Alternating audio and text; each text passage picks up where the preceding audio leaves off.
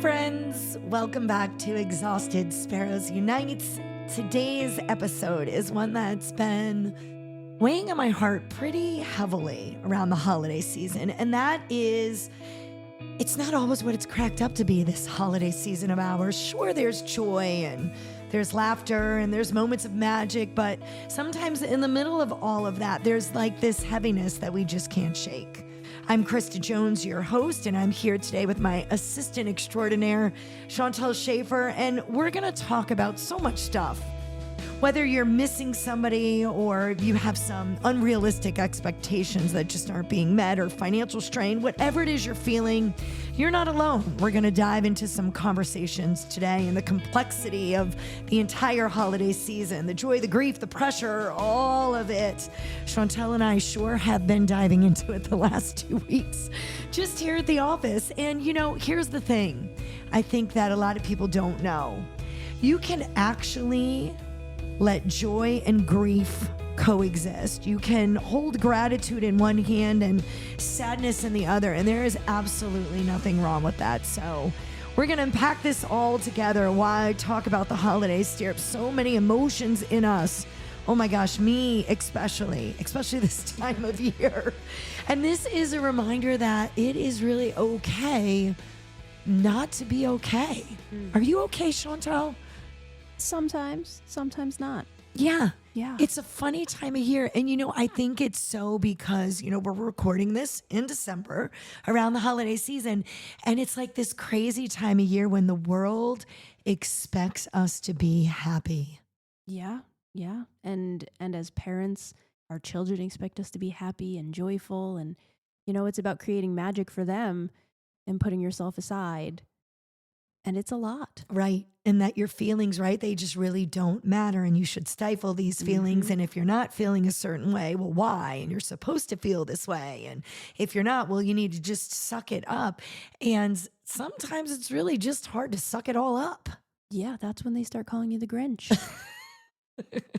I have been called the Grinch a time or two. It is true. I was at church over the weekend, Valley Christian Church in Hopewell Junction, New York. And they're going through the different colors of Christmas.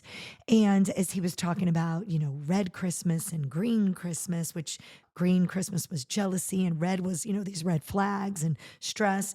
And he said blue Christmas, Pastor Greg Williamson said, you know, you can absolutely be joyful and you can also have grief, and you've got to learn how to put those two together without feeling guilt about all of it. And I thought, wow, that's a podcast. Here we go. Yeah. You know, I love the movie Inside Out. I don't know if you've ever seen it. It's about emotions and feelings. And the whole end of the first movie is to share or to show that there is no joy without sadness, that they coexist together. Mm-hmm. And it's just such a deep feeling and thought behind it. And it was so greatly done for kids, but as a parent, as an adult, it touched me. And it's so true. They really do coexist. They do. And especially I think around the holiday season, because there's so much going on. Like, you know, you're missing people. And now more than ever, these memories come up because, you know, there's songs and there's gingerbreads and there's smells and there's all of this stuff. And I think people feel, oh my gosh, I can't show any joy. But there's joy in the person that you loved. And you have to celebrate that. You shouldn't stifle that. There's joy in that. And there's also sadness. So you also have to, I think, be true to yourself and validate the fact that you do feel sad and you do feel alone. And there is sometimes this heaviness during a season when everybody says you're supposed to be light and peaceful. Yeah, those feelings don't stop because it's the holidays. They don't go away. Mm-hmm. Mm-hmm. And I think grief and joy, they're completely, you know, different. Right? They're not competing against each other. And there's room, there's space. I learned the word space because of Wicked. I need to hold space. I think it's when they sing that song. But there's space for you to, you know, you can give space to both of them at the same time. Right? Mm. And I think the holidays don't have to be all one thing. I think for everybody, the holidays are unique. And I think sometimes we've talked about, comparison is the stealer of joy. And I think that, if we're trying to do what everybody else does, we can't find joy in our own holiday because we're all unique people and we all walk through all this different stuff. Yeah, that's very true. So how, Chantal Schaefer, do we manage in the middle of all of this grief to find joy? I think we got to talk about that a little bit, right? Because the holidays are a reminder for a lot of us that somebody's not here in these traditions, and whatever it is, and it doesn't have to be a person. Like sometimes it's a dream that you had that's no longer here, right? I feel like this is the time of year where it all comes up. Well, we're all reflecting on the past 12 months, the past year, and the goals we set in January. And we set these standards for ourselves and what I'm going to do and what I'm going to achieve and what the year is going to be. And then we spend the month of December going, oof, I didn't do that. Oof, I ate all of that. And then we feel bad about ourselves. Oof, I spent all of that. Oh, spend all of that. That's something that we got to dig into too. But all of it like kind of comes together, and you have to acknowledge it in order to heal yourself. Like in order to deal with it, you can't stifle it. You can't pretend it's not there. You have to just let all of these emotions in around the holiday, and you have to know that it is what it is. And like anything else, it's not permanent, it's temporary, and you're going to get through it. And you're probably going to valley and mountain, which I do every single day. I wish you could see what Krista's doing right now in her chair. You know what? You will be able to see what I'm doing in my chair because eventually we are going to film this. I will pick better attire for when we do. Chantal is dressed as like a gingerbread lady right now. I am trying to get in the festive spirit myself. I think I'm going to take a picture so that when I talk about this podcast, instead of us having our exhausted sparrow, it's going to be Chantal in her female gingerbread little outfit. Chrissy. Exhausted Sparrows Unite, it's a real thing. Like people are like, I don't understand it. What does it mean? So for those of you that don't live here in the Hudson Valley, we have a charity. I started a charity years ago so that we could feed people that were sick, that had cancer diagnoses. One day it could be more than that. And we just realized we were just exhausted, from the everyday exhausted selves to running a charity and a lot of weight on our shoulders from, feeding people that are sick and, trying to be strong for them so that they can get through whatever they need to get through. So that they can get better. And through all of this, we started this podcast because we thought, wow, we have a lot of things to say to the world because we are living them and we're trying to do it authentically. And part of being exhausted is the holiday season. Yes, it is. Because we set this expectation, I feel, and I don't know about you, but for me, every year, it's like I'm competing against myself from the year before. And I should be able to get more gifts this year because I should have done better and I should have started sooner and I should have saved more money. And it's a mess. And then every year I look at the gifts around the tree and I'm like, oh my gosh, that's it. And I think, wow, that's dangerous to even say that because that's not even what the season is all about. Absolutely. So it's like this crazy time of year, right? We're dealing with all this stuff. And then, I briefly mentioned the financial strain, and we should talk about that. I mean, how overboard do some of us go during the holidays? Like you said, we're always trying to one up last year. Yeah. But then when we do that, we get ourselves in trouble because then for how long after the holidays are we trying to make up for that? And just to start it all over again. Oh my goodness. I mean, it takes months. And in my head, I have this great plan, right? Every year you can see my notes. I might even pull them up so Chantal can see this is a real thing.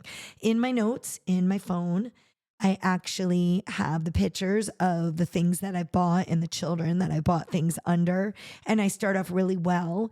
And then I look at so-and-so's pile and I go, oh gosh, but their pile looks better than their pile. And then I get in this whole thing and I start off every year like I give myself the pep talk. Like, Krista, Gifts are not the reason for the season. You're Mm. going to be with your family. You have time off. Chantal gets time off. This is the one time of year that we are very, very strict here. You must take 2 weeks off. You must be with your family. You must rejuvenate. And that should be what the season is. And then I'm like, oh gosh, why does Olivia have 14 gifts and Madison has 7? And then I'm like, well, Madison's gifts cost more than Olivia's gifts. But if you don't look at it that way and you're just looking at the gifts, are they going to be just, and then I'm like, wow, this vicious cycle. Yeah, it's exhausting. It is exhausting. I mean, I start thinking gifts in like October, and I do spreadsheets and lists and prices, and then by now I'm like, I don't even want to look at another gift. I don't want to touch another thing. But do you stick with your list? Are you good? Like, do you kind of stick throughout the whole thing with this? I set a budget and I stick to that budget. Yeah. Sometimes, like, we went to see Santa this weekend, and both of my kids have been really good. They don't really want for much. But of course, somebody throws out, I really want a stuffed pig. How does Santa not bring a stuffed pig? I mean, Santa would. Santa would, It is a stuffed pig. you know? So, And it's better than a real baby pig. yeah, well, I would love a real baby I would pig. too. I'm not going to lie. But I don't really think we would. I think we love the idea of having a baby pig. But I think if either one of us had a baby pig, we'd be in trouble because we'd have to come here to work with the baby pig. And then the board of directors might be mad. I'm just saying, I'm not sure. That sounds like something we can bring up at the next board meeting. Okay, maybe Okay. we will. So all of these feelings that go on during the holiday season, I think really, like, if you're listening right now, the whole point of this is you are not alone, and there is nothing wrong with experiencing these stresses and this grief and this joy and even loneliness. I think loneliness is a big thing around the holiday season. At least for me it is. And I don't even really know why that is. I think sometimes, I've said this before, I said this once to you, Chantel, and you're like, oh my gosh, you should use this. But sometimes I feel this way. Sometimes in the middle of a crowd, I feel the loneliest. Sometimes in the middle of laughter and smiles and like all this fun stuff, I feel the loneliest. And there was something that I read recently, and it said that during the holiday season, more than half of Americans report that at some point during the season, they have felt lonely because possibly, I don't know, the holidays magnify all of it for us. Everything is so much more intense around this time of year. It is. And when everybody around you is feeling joy and happiness and anticipation and excitement, and you're feeling sadness or grief, that's lonely because you don't want to lay that on the people around you and bring them down. Mm-hmm. So you put on a brave face and you fake joy. Fake joy. And a lot of times we're perceiving that. Like, I'm perceiving that you're happy all the time, but I don't really know that you're happy all the time. Yeah. And that's that, comparison joy. And like, none of us really know what's going on inside of another person. But because our outside self is supposed to match our inside self, for me, that makes me even sadder. Yeah. Because a lot of times on the outside, I'm really putting on this front that I don't feel in the inside. You're losing sleep because, I don't know, you're out for Black Friday, which is no longer the way it used to be. I mean, Black Friday now is like a whole month. Yeah. These poor people. Before Thanksgiving. It really does in the retail business. These poor people, can't we give them a break? I mean, why on Thanksgiving Day are the stores even open? But, you're exhausted. You're not on your game. You're eating cookies, as you talked about earlier. We are eating way too many things that we should not be eating, which is also messing with our mood. Mm-hmm. And then we're looking at people through this filtered lens. We're looking at them through what we really think is their life, and it's not. So like, yeah, it's a weird time of year, and there are a lot of emotions being thrown at us. And even as adults, I think sometimes it's really hard for us to realize that, are we looking through the right glass? Or are we just looking through the glass that other people want to see us look at? And like you said, we feel guilty. We don't want people to see that we're sad and we're lonely. But I think this is the time more than ever that, like, I want you as my friend Mm. to just go, I'm not okay. Like, can we just sit down for an hour and have a cup of coffee? In my case, it would be, like, I don't know, water with vitamin C because I down that stuff all the time. But can we just sit down for an hour because I'm not okay? And like, I just want to sit with you as my friend. And maybe I don't even want you saying anything to me, but I just want us to be together. Yeah. And we actually talked to a couple women. We're going to do, those podcasts are going to roll out in the next few weeks that want to talk to you really about some grief. Because around the holiday season, yes, it's magnified, but wow, when you listen to some of the podcasts that are coming up, to have them say things like, here's what I need from you in the middle of my grief. Like they said a couple things that I was like, I have to do that. I have to anticipate that they may not know what they need and I just need to do something. So if you're out there and you're lonely and you're just, not feeling like your normal self, the chances are that most of us don't see it and don't get it because this time of year too, we are distracted. Whereas as my friend, I might not have seen it. I might have seen it 2 months ago in October, and I might have known that something's like a little bit off with you. And, I might have checked in a little bit more. I am, Black Friday shopping. I'm eating 15 Reese's peanut butter trees because the consistency of those are way better than the real Reese's peanut butter cups, but I may not see it. And at this time of year, I just may need you to shake me just a little bit and go, Krista, I am not okay. Can we go get some coffee? Like you might just have to say it. And sometimes I think a friend told me years ago for my birthday, I was kind of like, oh, and Christian didn't get me. Like, this is what I really would have wanted. And she's like, well, did you tell him? And I was like, well, no. And she said, why do you think that somebody should just know that about you? And I was like, oh, well, I don't know because you're my friend and you should just, and she's like, sometimes you just have to say it Yeah. because you're getting yourself all Twitter-pated inside. I like that word. Thank you. I could make you a shirt that says Twitter-pated. I love it. It's one of my favorite. I think it comes from Winnie the Pooh. It might be. I think it's Tigger. I can't remember who it is, but it's one of my favorite words. But you get all twisted inside and you feel a certain type of way and you make this into something that it was never intended to be because you think your husband, your spouse, your friend, your child, your mom should know that you're off and they need to fix that. And sometimes you just need to say that.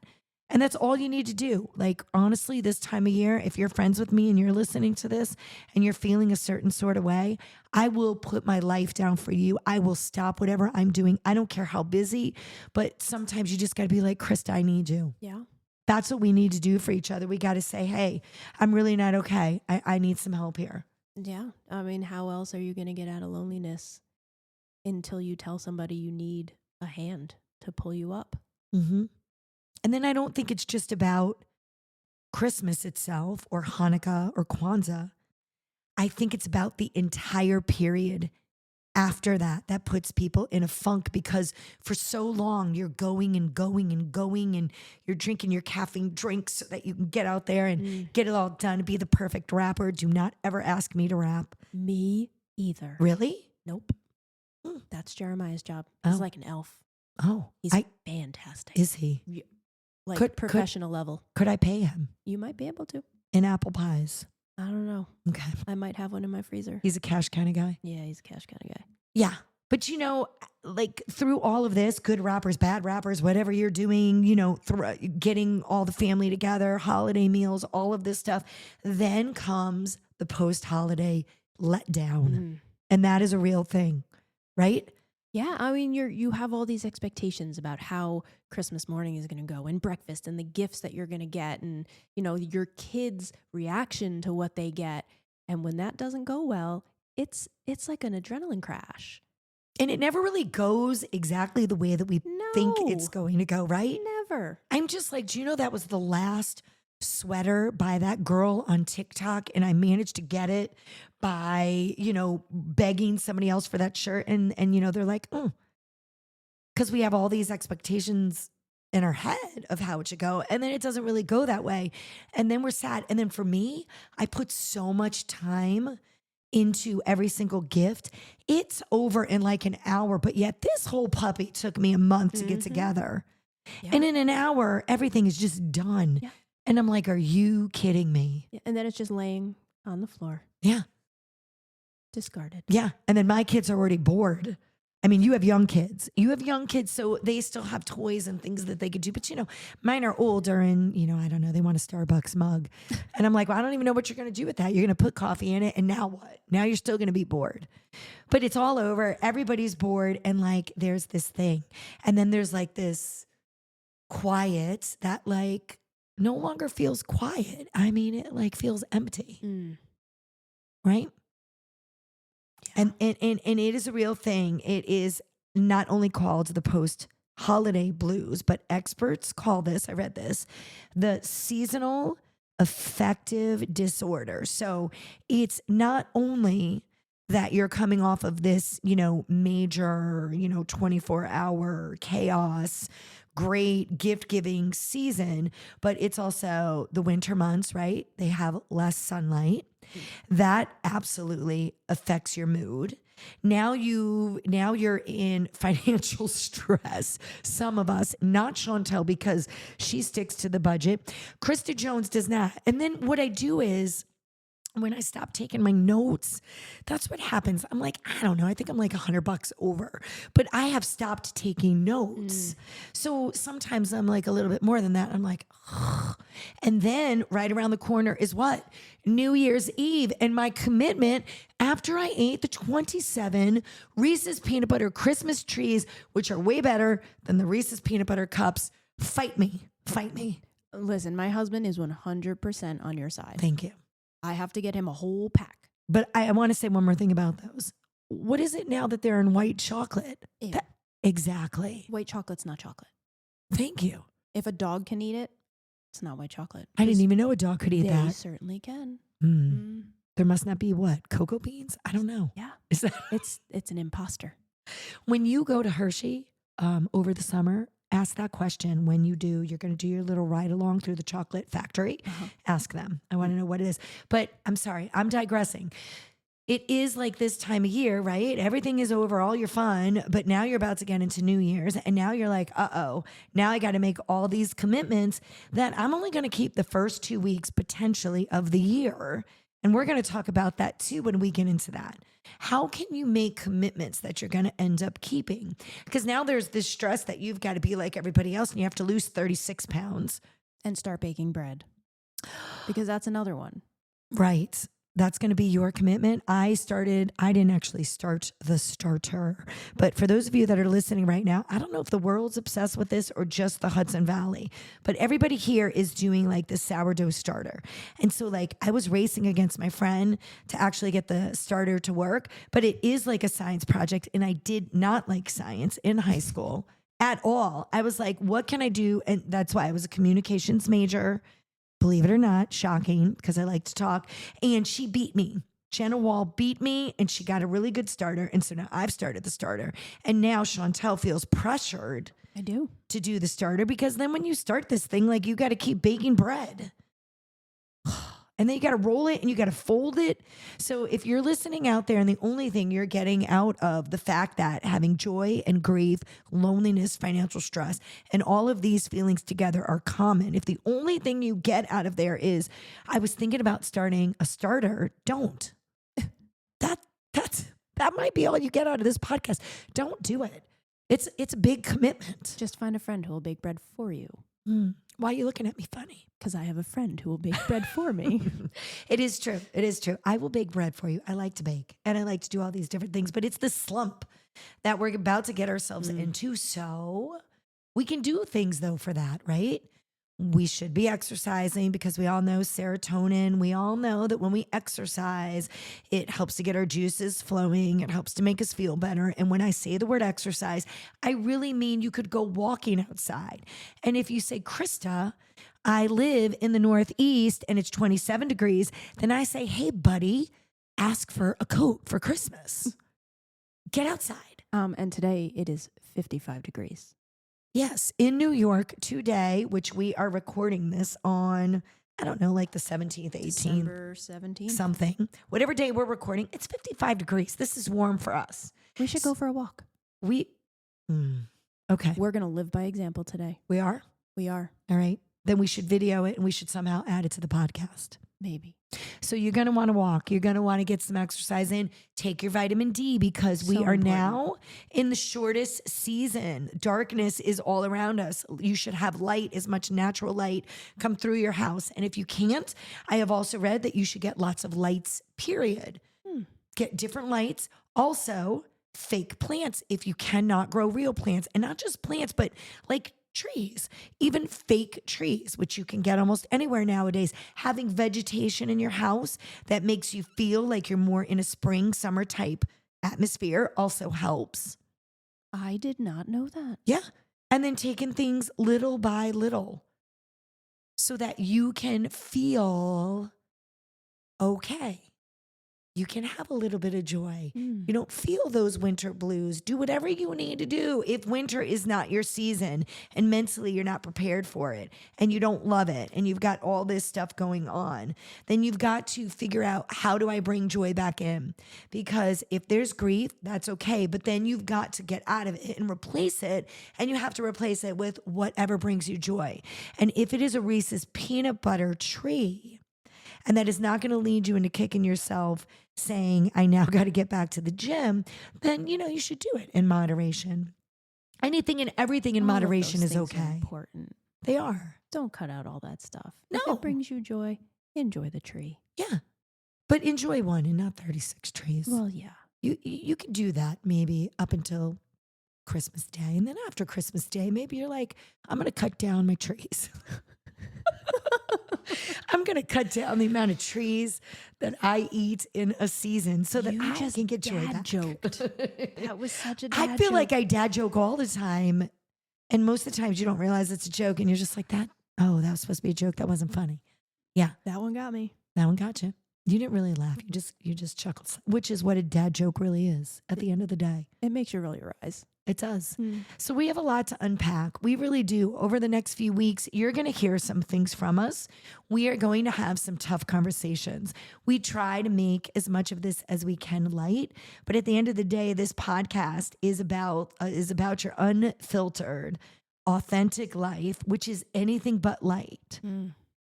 Yeah. It's not always peaceful. Nope. It's definitely not always easy. Absolutely not. There's a lot of feelings, as we have learned through our movie. There are a lot of feelings other than happiness that you have to be able to let in. It's just, we're here trying to say to you, just don't wallow in it.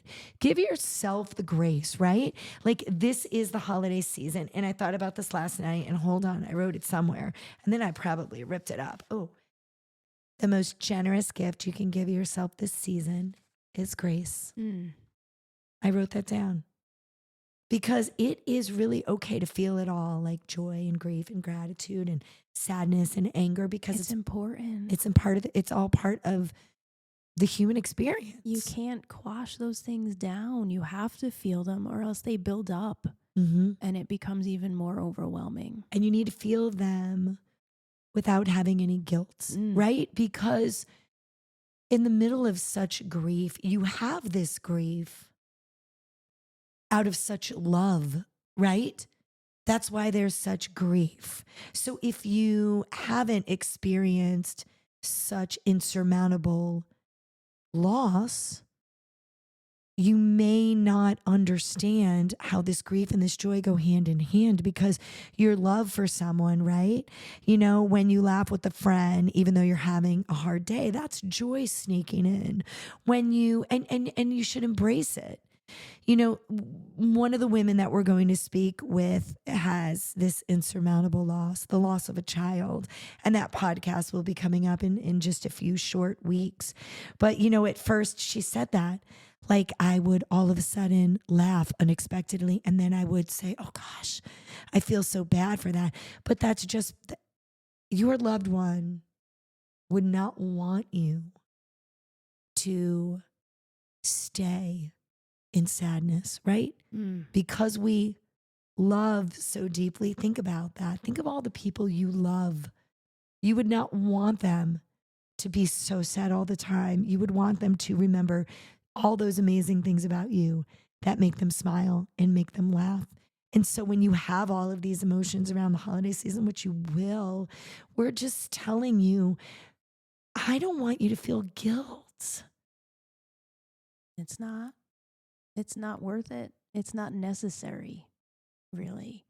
But I think I think it trips us up.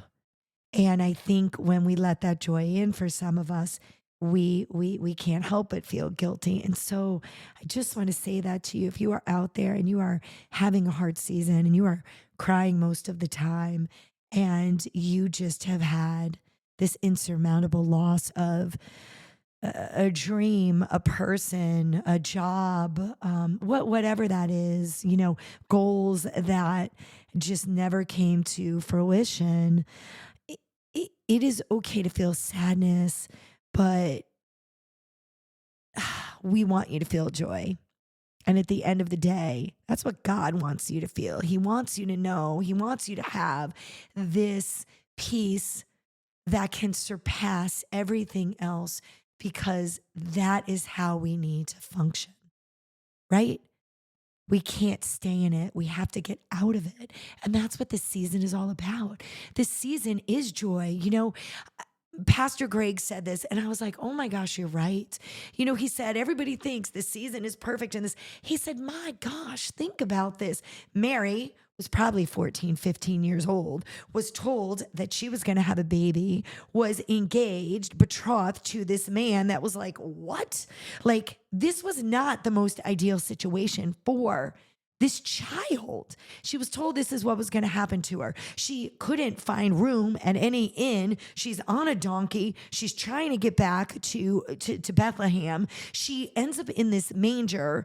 She must be so uncomfortable. There's animals all around. It looks like a great picture. It could not have been a great picture. No. And in the middle of all of this, it was not perfect. And so if it was not perfect for them, why does it need to be perfect for us? It doesn't. No, it does not.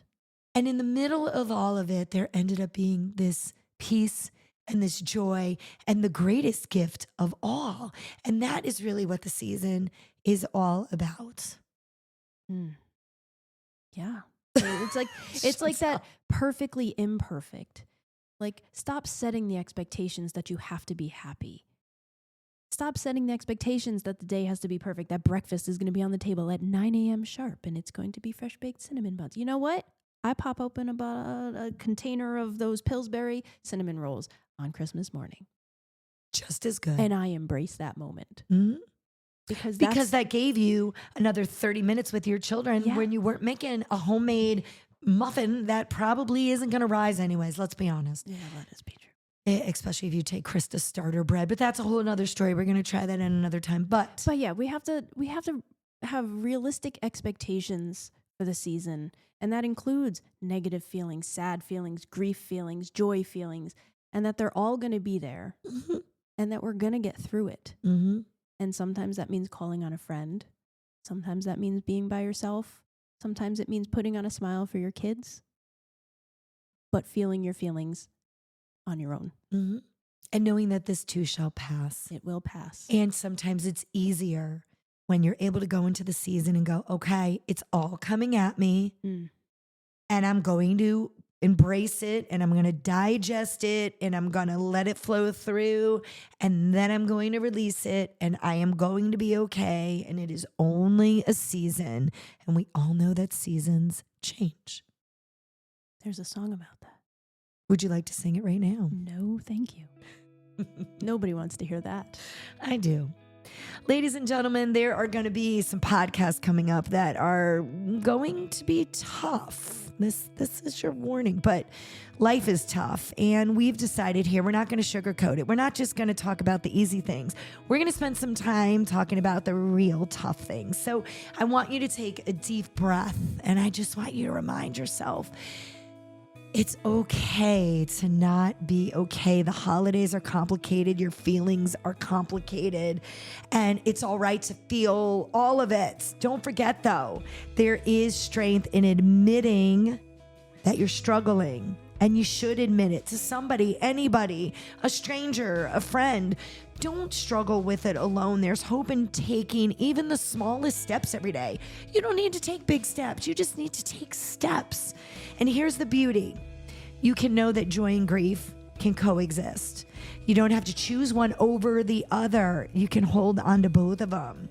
I hope that this episode resonates with you. And if it does, I hope that you share it with somebody else, somebody that might need just a little bit of extra encouragement today. And hey, listen, I just had this amazing conversation with iHeartRadio, and they said 300,000 downloads in 1 month. And they're going to sponsor us. We are going to make it to the very tippity top of the top.